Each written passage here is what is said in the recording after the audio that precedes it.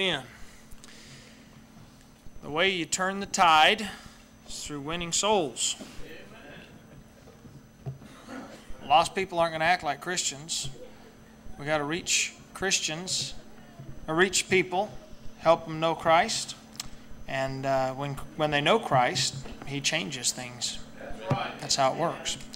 And in order to do that, we need more churches. We need a lot more churches. And so I'm excited about the church plant in Noble. I'm looking forward to what God's going to do down there. Really, we've seen just some...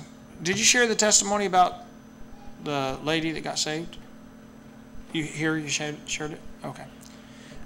This last week, a lady that got saved, needing help, went in her room, said, God, I need something. And then they knocked on her door just right after that, and she got saved.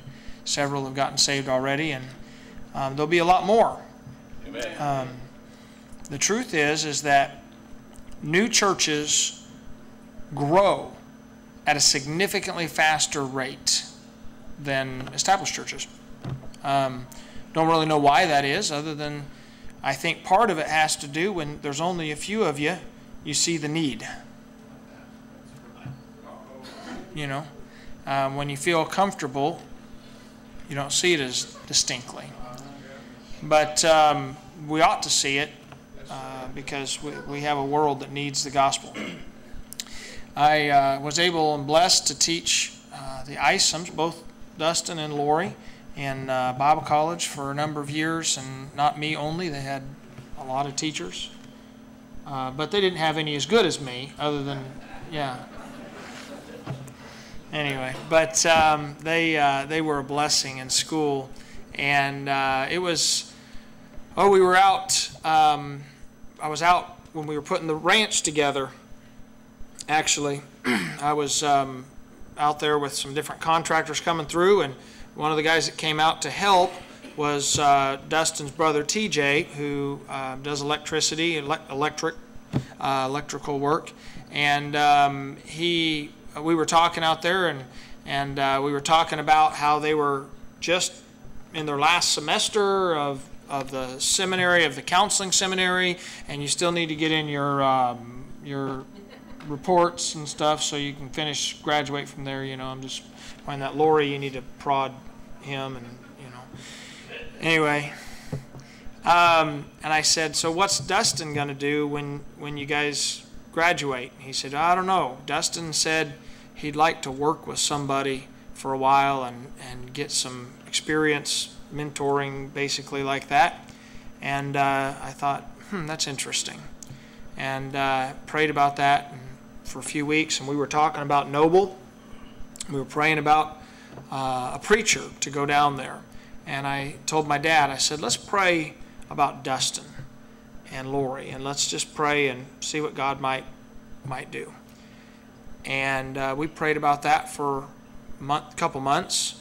And I said, why don't we go ahead and call Brother Sissons over there and see if Brother Sissons would like to kick him out of the church. And then they'd be available, So anyway, it didn't take much prodding. He was didn't take long. No, yeah. Anyway, but we talked to Brother Sissons. Brother Sissons was very excited about this opportunity for them to work under my dad and getting the church established, and then to take over and pastor there. And we're excited about it. I think they're going to do a fantastic job. I am going to preach tonight, in case you were wondering. But you're going to get a double blessing because I asked Dustin to come and preach first. All right? And we're both going to preach, which means 2 short messages instead of 1 long one. So that's all right. Short is a relative term. Yesterday we got on the plane to go from LaGuardia to Houston, and the flight attendant said just a short 4-hour flight. And it was short compared to the 10 hours we were on a plane the day before, But 4 hours on a plane isn't short. But in honor of a 4-hour flight yesterday, I think 4 hours of preaching tonight, that'd make up for it right there. All right? All right. You take the first 20 minutes.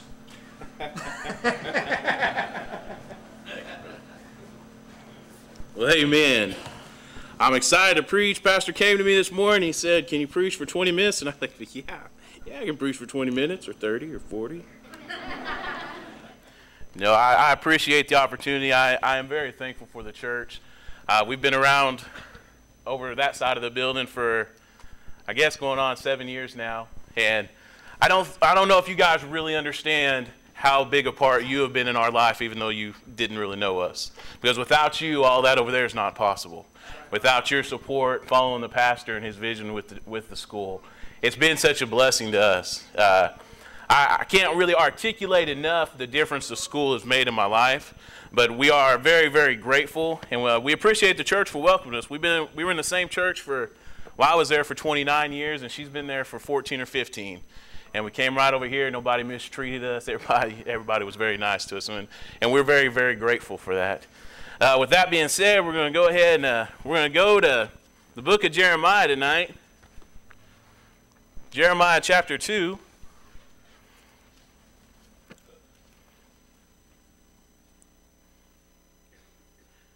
We're going to start in verse 1. If you'd stand with me for the reading of God's word. Jeremiah chapter 2, starting in verse number 1. We're just going to read a couple verses here.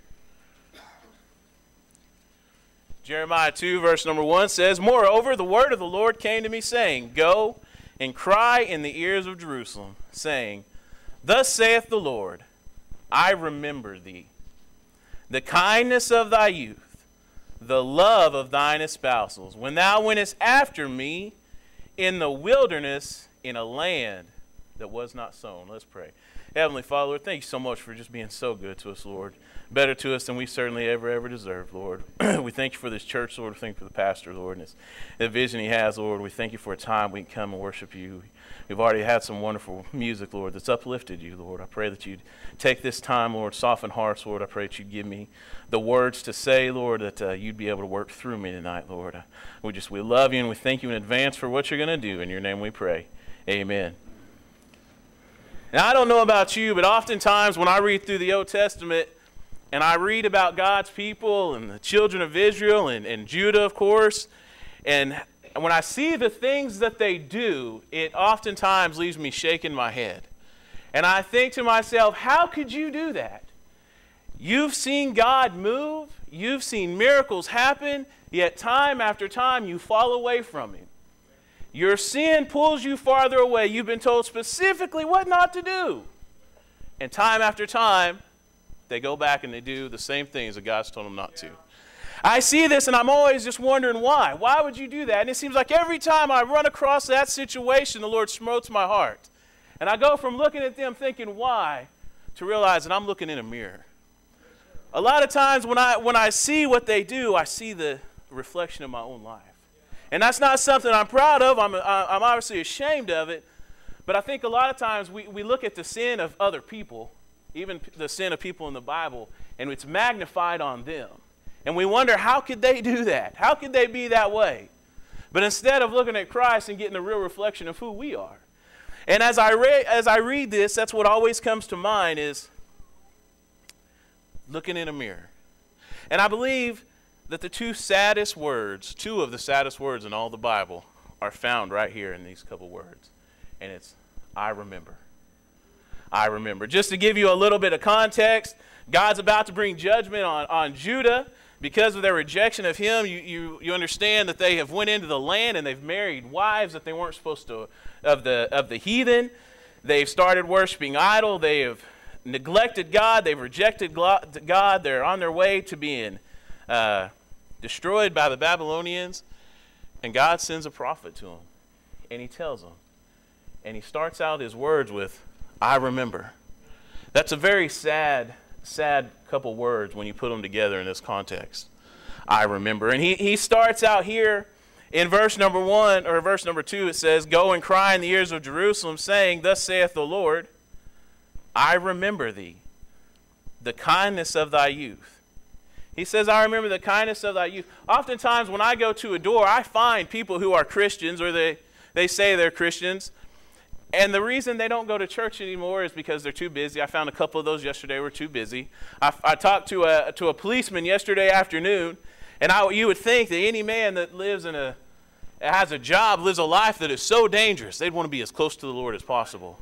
And he was a super nice guy. He really was. Had a good conversation with him.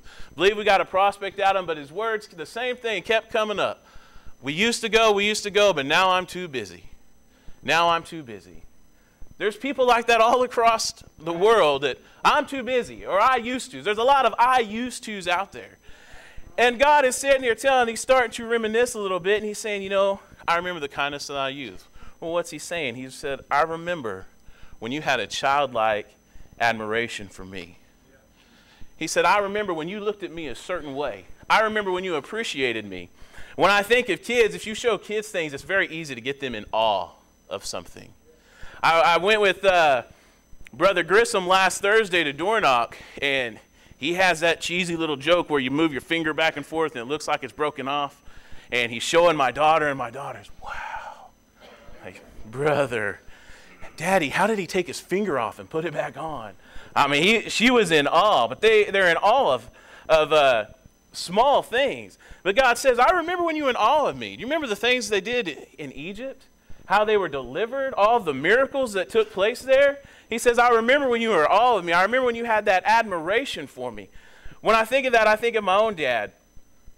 When I was a kid, my dad, and it still is, but my dad was my hero. And like most little boys, I would argue with my friends and say, my dad can beat up your dad. I mean, it's not even close. I mean, that's just how it is. And it didn't matter to me if my buddy's dad was Mike Tyson. My dad could take him. Okay, that's just how it was. He was my hero. And God's looking at him, I remember when I was your hero. I remember when you looked at me in a way where it was, wow. When's the last time you looked at God and you thought, wow? Wow, one of the coolest things about the church plant down in Noble is I don't know how many times I've looked and been able to say, wow. It's just neat because I've never been involved in any kind of church plant before. So maybe you guys have seen some of these things, but I've never seen them. And man, it's exciting. It's exciting to see doors open that were closed. It didn't look like it was going to work out, and our building is a great example of it. I won't go into it for the sake of time. But it did not look like we were going to have that building. It was bought. And I won't say I was discouraged, but I definitely thought that door was closed. And then what happens? We're in that building. The Lord has just worked, and he's opened doors, and it's so exciting to see. But you understand, when a child looks at typically when they look at their dad, they're just in awe. Even I worked with the bus kids for 10 years at the other church. And it didn't matter how bad of a person their father was. They were in awe of him. They were just in awe. They would come tell you stories. And it's like, obviously you don't say anything. I know the man. I know these men. But they were in awe of him.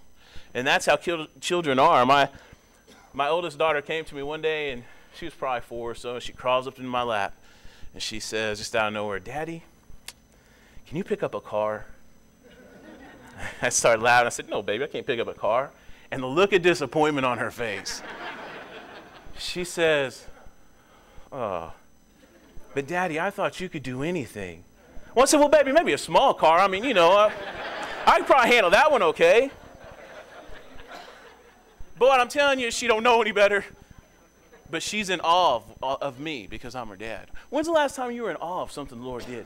I know that the day I was saved, I was in awe.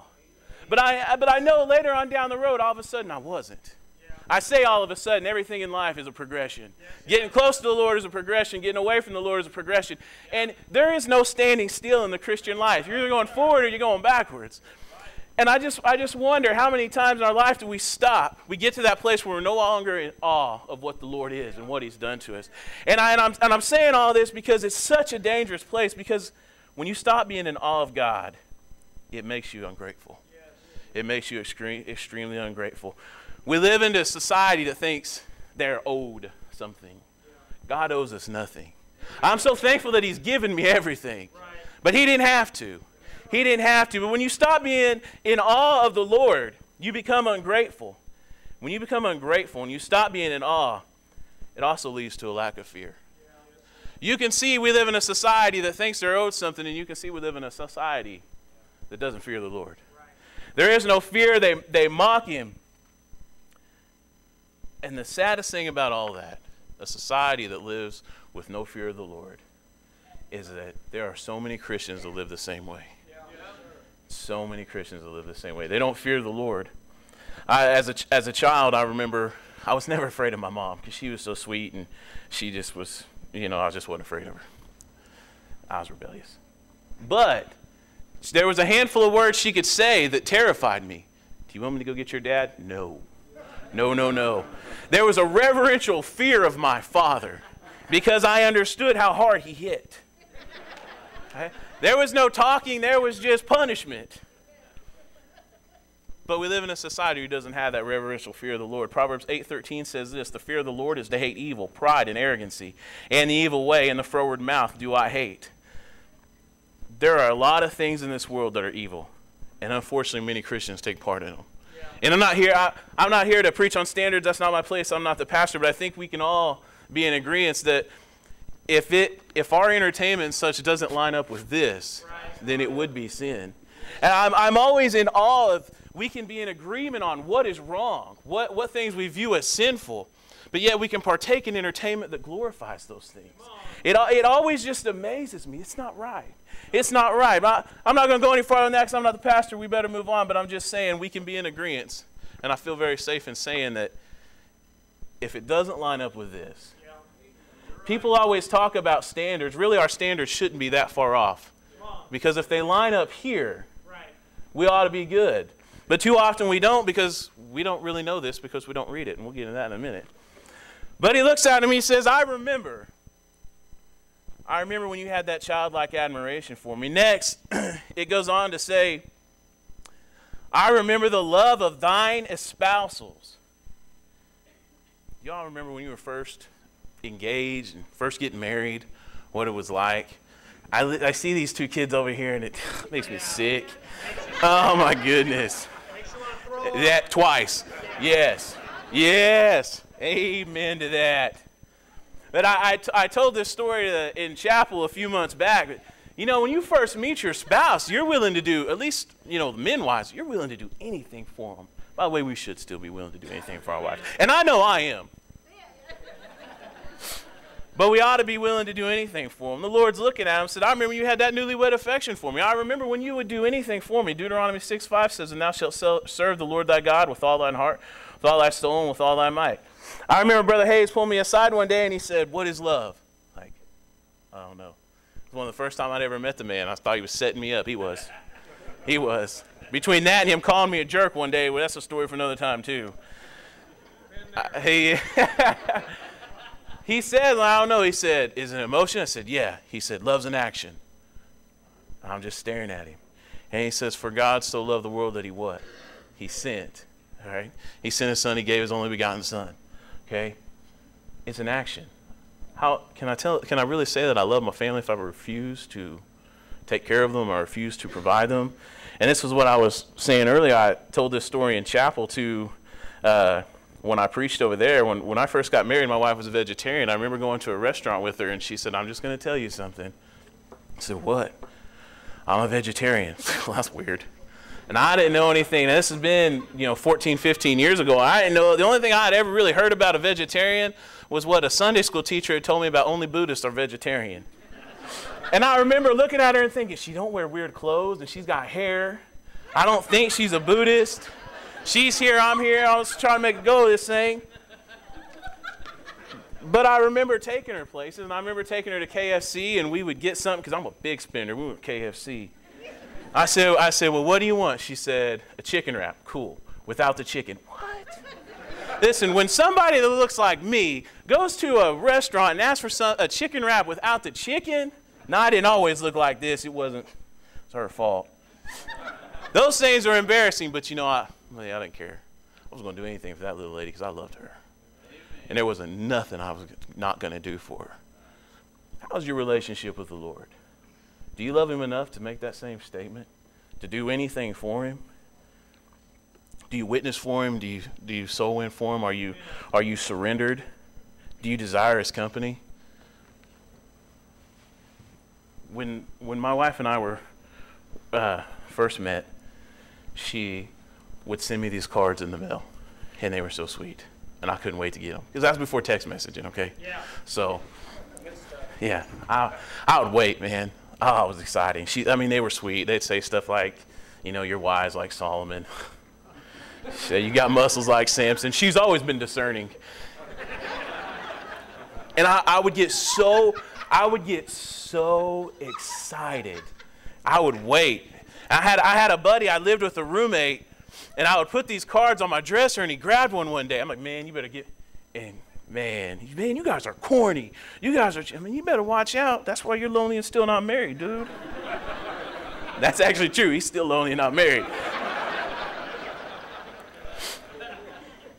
And I think we've had one day in 15 years that we've known each other that we haven't spoke on the phone or in person or something. Why? Because I loved her. And I'm assuming she loves me. She's still here, and we don't believe in divorce. Praise the Lord. That's really why we're independent Baptists. No, I'm just kidding. But I want to hear from her. I want to talk to her. And I want her to talk to me. And I want to know about her. And I love her more today because of how much more I know her. I always thought as a kid how just corny that sounded. Well, I love her more today than I did 20 years ago. No, man, that's true. Amen. I love my wife more today. Why? Because I know her better. Amen. Do you know why you don't enjoy reading this? Do you know why this is a burden? Do you know why you don't have time for this? When we don't have time for our spouse, that's when relationships break apart. That's right.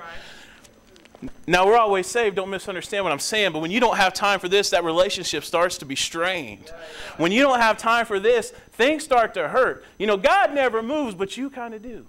You understand what I'm saying? The less time spent with him, how are you going to know his voice? I could stand here and talk to you, and you can hear me just fine. But if you leave and you go stand on the other side of the parking lot, you're not going to hear me so well.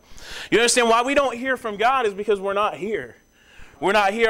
Last night, after we had to go pick up all the flyers we handed out at the apartments, I went back to the church, and I went in there, and it was just me, and I was there for a long time, and I was praying, and this is one of the reasons I know the Lord wanted me to preach this message, because he got all over me about this stuff. And I was there for a long time on my knees in that church, just trying to get my life right, okay? Because that relationship was a little strained. Now, was I considered not coming to church or anything like that? No. But had I not taken care of it last night, I don't know where I'd be in a couple weeks. You understand? Like I said before, everything's a progression. It starts out small. Right. Because I was a little discouraged last night that we had all those people come out, and we have this one man stealing the gospel from all these other people. Okay? And why, Lord? Why would you let that happen? But you understand that God's always in control. Yeah. And he got me that, and it was sweet. I'm just going to tell you it was sweet. It was sweet just to be alone. There was nobody there but me and the Lord. Oh, man, I'm going to get teary-eyed just talking to you again about it. But it was awesome just to talk to the Lord. And he just reminded me of some things. And I was able to witness to a man that lives across the street while I was there. All right, he's supposed to come to one of our services. It's just neat how the Lord works things out. But I'm just saying that the reason we don't read this and the reason this is such a burden sometimes is because we don't love him like we should. And I'm not trying to be hateful. I know y'all don't know me, but that's the truth of the matter. When you love him, you get here. And when you get here, it makes you love him more. That's just how it works. We got to make sure that we're not in the place where the Lord is looking at us and saying, listen, I remember when you loved me so much, you just wanted to be with me. I remember when you loved me more than the TV. I remember when you loved me more than the basketball games and the football games. And I'm not saying anything on sports or anything like that, but what I'm saying is let's not let ourselves get to the place where God is looking at us and saying, I remember. That's such a sad statement. I don't want to be there. I've been there. I promise you I've been there, and I would imagine most of you have been too. I'm so thankful that every time I've been there, he showed me and he's taken me back. He's always willing to take me back, but don't get to the place, and if you're there, come back. He said, I remember. He said, I remember when you had a childlike admiration for me, when you had a newlywed affection, and when you had a faith that was abounding. Look at the end of that verse. It says, when thou wentest after me in the wilderness in a land that was not sown. You know, at first glance, it looks like there's some uncertainty there. In a wilderness is not yet sown. It wasn't uncertain with him. Might have been uncertain with us. We live in a time where things look uncertain. You can say what you want about the president, the last president, whatever it is. Things look uncertain. Nobody can get along. Everybody's offended. There's a lot of hate. Things look uncertain. But they're not uncertain with him. Charles Spurgeon once says, our anxiety does not empty tomorrow of its sorrows, but it only empties today of its strength. I would remind you what Lamentations 5:19 says, thou, O Lord, remainest forever. Thy throne from generation to generation. God's still on the throne. And it doesn't matter how uncertain things seem. He's still on the throne. It gets bad, he's still on the throne. When it's good, he's still on the throne. I was reading earlier this week in 1 Kings, where the Syrians say, your God is a God of the hills and not a God of the valleys. He's a God of the hills and a God of the valleys. Amen. And so often we forget that. That's right. I get frustrated when I hear people talk about men of the Bible and their faith as if it's unattainable. They were normal men like you and I. Have you guys ever seen a mustard seed? If I had it on my finger, you wouldn't be able to see it from there. Faith is not a magical, mystical thing that we cannot attain. Right. It's just not. Do you have faith? How's your faith? What do you do when problems come? Do you panic or you trust the Lord? I just wonder if you just do a little self-examination. Is the Lord looking at you and say, I remember.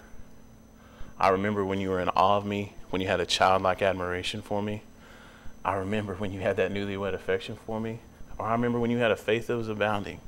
Where are you at with your relationship with the Lord? Let's pray.